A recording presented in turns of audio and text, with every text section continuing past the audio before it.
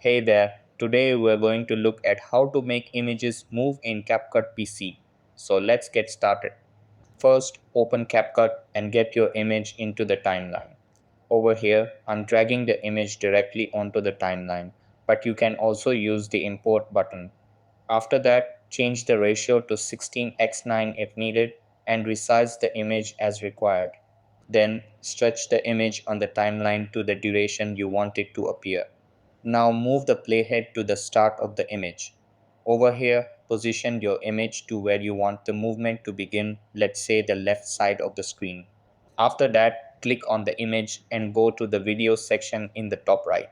Then you'll see the transform tools where you can adjust position, scale, and rotation. We're going to use keyframes to make the image move. Click on the diamond icon to add a keyframe at the starting point. This marks the beginning of your movement. Then move the playhead further along the timeline to the point where you want the movement to end. Now, with the playhead at that second point, move the image to the right side. When you do this, a second keyframe will automatically appear. Over here, your image now moves from left to right between the two keyframes.